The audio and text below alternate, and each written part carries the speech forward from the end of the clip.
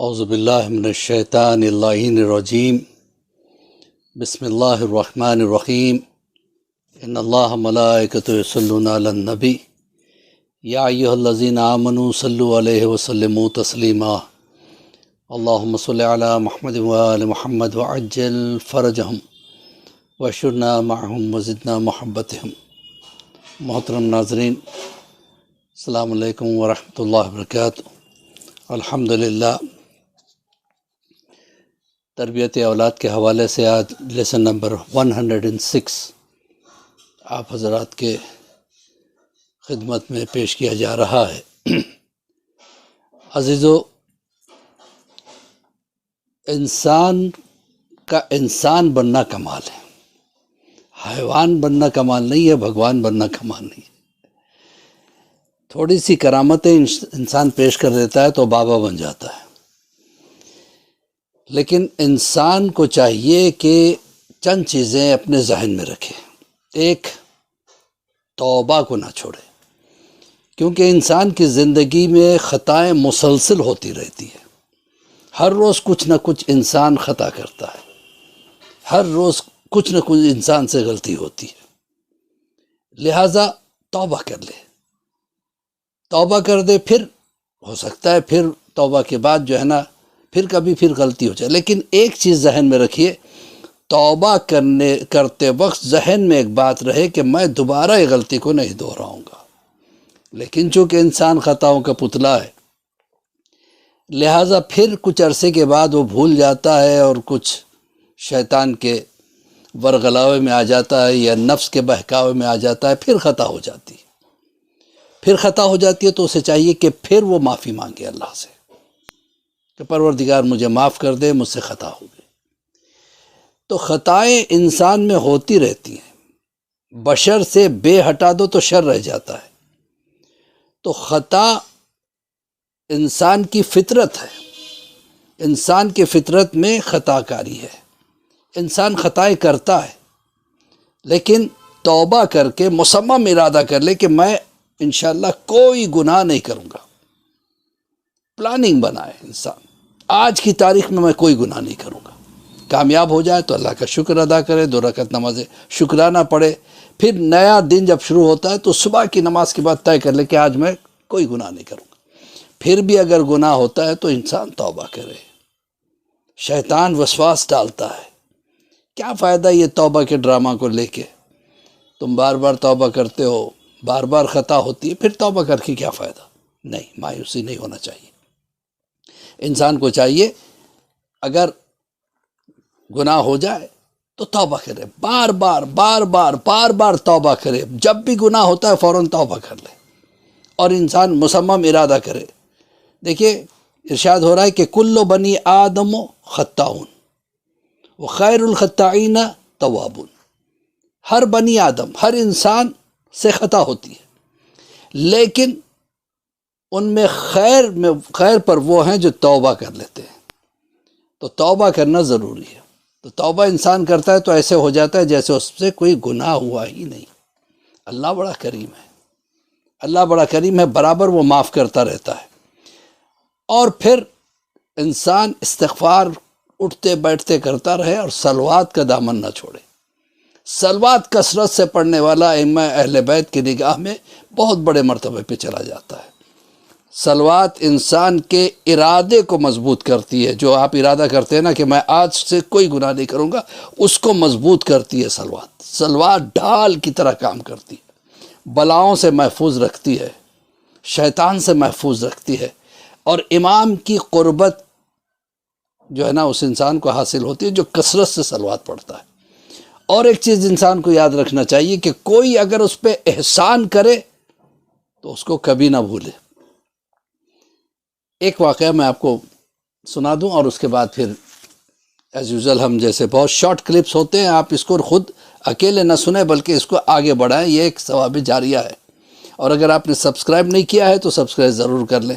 تو عزیزان محترم، تو میں عرض کر رہا تھا، انسان کو چاہیے کہ کبھی کسی کا احسان نہ بھولے اور زیادہ سے زیادہ خود بھی لوگوں پہ احسان کرے۔ ایران کا ایک بہت مالدار ترین انسان تھا، ارب پتی انسان، اس نے ایک بہت بڑا نخلستان جو ہے نا وقف کر دیا تھا مومنین کے لیے. نخلستان کہتے ہیں کھجور کا باغ، جس میں 2 لاکھ پیڑ تھے کھجور کے. اسی کے یہاں کے کھجور سے ایران بھر میں افطار کے لیے کھجور ادھر ادھر تقسیم ہوتے. اکثر دسترخوانوں پہ کھجور جو ہے نا اسی کے یہاں سے آتے. اور پھر اپنی دولت میں سے وہ نیک کام بھی زیادہ سے زیادہ کرتا رہتا. اس نے بیان کیا کہ وہ انتہائی غریب خاندان کا بچہ تھا. ایک سکول میں پڑھتا تھا جو گورنمنٹ کی سکول تھی. اس میں ایک کیمپ ہوا. کیمپ کا اعلان کیا گیا کہ جو اس کیمپ میں حصہ لینا چاہتے ہیں انہیں انٹری فیس 1 ریال دینی پڑے گی. وہ کہتا ہے کہ میں گیا اپنے والدین کے سامنے رویا گڑ گڑایا، لیکن ان بیچاروں کے پاس 1 ریال بھی نہیں تھا جو اس کو دے سکے جس سے وہ کیمپ میں داخلہ لے سکے. بہت مایوس سا ہو گیا، روتا رہا، روتا ہوا اسکول کو پہنچا. ماسٹر بڑا اچھا انسان تھا، اس نے اس کی مایوسی پہچان لی. وہ جانتا تھا کہ غریب بچہ ہے اور کیمپ میں جانا چاہتا ہے، ہونہار ہے، سپورٹس پرسن ہے، لیکن اس کے پاس پیسے نہیں ہیں. لیکن ماسٹر اتنا اچھے دل کا آدمی تھا، اس نے سوچا میں ایسے دوں گا تو اسے احساس ہوگا، ہو سکتا ہے اس کے ضمیر کو ٹھیس لگے.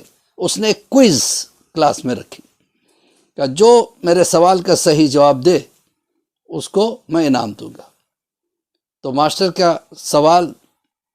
نے سوال کیا اور اس سے پوچھا، اس نے صحیح جواب دے دیا تو ماسٹر نے اس کو 2 ریال انعام میں دیے. یہ واقعہ میرے بہت ہی عزیز دوست مولانا عابدی صاحب نے بھیجا تھا انٹرنیٹ پہ، تو مجھے بڑا اچھا لگا جو میں آپ کے سامنے پیش کر رہا ہوں.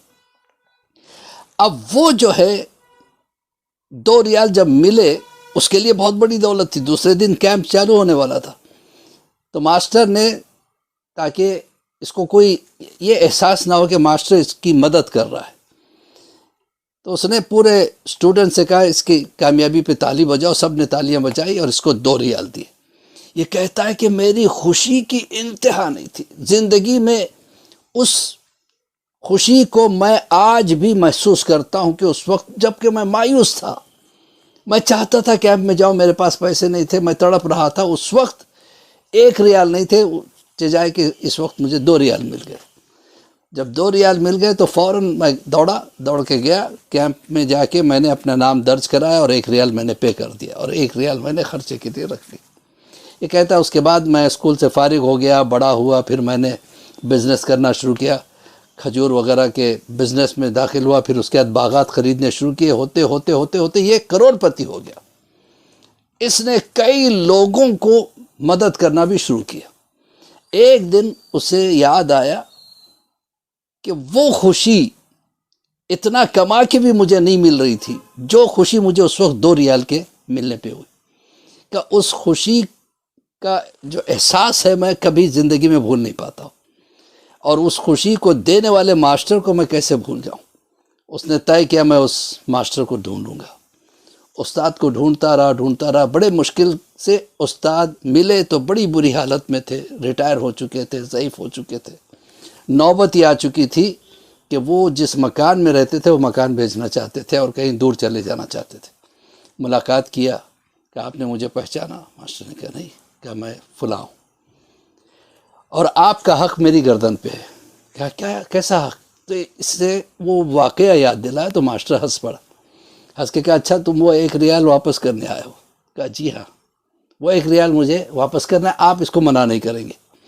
اپنی بہترین گاڑی میں، بہت قیمتی گاڑی میں ان کو بٹھایا اور لے کے چلا. ایک بہترین ولا اس کے پاس تھا، وہ ولا دکھایا. ماسٹر نے کہا کہ ماشاءاللہ بہت پیارا مکان ہے. کہا یہ آپ کے لیے، یہ اس 1 ریال کے بدلے میں. ماسٹر نے کہا یہ میں قبول نہیں کر سکتا اتنا زیادہ. کہا نہیں، آپ کو قبول کرنا پڑے گا. یہ مکان اور یہ کار، یہ چابی، گاڑی کی چابی، یہ مکان کی چابی، یہ آج سے آپ کا. یہی نہیں بلکہ آج کے بعد زندگی بھر آپ جب تک زندہ رہیں آپ کا ماہانہ خرچ میرے ذمہ ہے. تو اب بتائیے، ماسٹر نے کہا کہ یہ کیسے میں قبول کر سکتا ہوں اتنا زیادہ؟ کہ آپ نہیں جانتے، وہ جو 1 ریال لے کے جو مجھے خوشی ملی ہے اس کے سامنے کچھ بھی نہیں ہے. تو عزیزان محترم دولت مند بن جانا کمال نہیں ہے. اللہ نے تو فرعون کو بھی دولت دی تھی، یزید کو بھی دولت دی تھی، نمرود کو بھی دولت دی تھی، لیکن دولت مند بننے کے بعد اپنے بات پہ رہنا، وعدے کو پورا کرنا، اپنے بات کی سچائی پہ رہنا، اور دوسرے اس احسان کو جو کسی نے اس پہ کیا ہو اسے نہ بھولنا، یہ بہت بڑی بات ہے. لوگوں کا مدد کرنا یہ بہت بڑی بات ہے.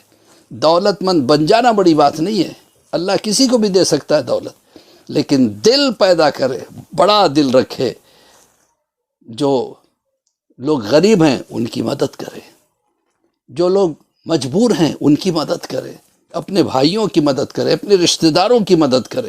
اس لیے کہ کوئی دولت اپنے ساتھ لے کے جاتا نہیں ہے، جو لے کے جاتا ہے وہی صدقات جو یہ نکالتا ہے، وہی خیرات جو نکالتا ہے، وہی جو مدد جو کرتا ہے تو وہ لے کے جاتا ہے انسان. اسے سچا امام زمانہ کا چاہنے والا کہا جاتا ہے. بھائی اسی کے ساتھ مولوی عباس علی خوئی کا سلام قبول کریں. دعا کرتا ہوں پروردگار اگر ہمیں دولت دیا ہے تو اس کے ساتھ برابر کا دل بھی دے پروردگار، تاکہ دوسروں کی ہم مدد کر سکیں.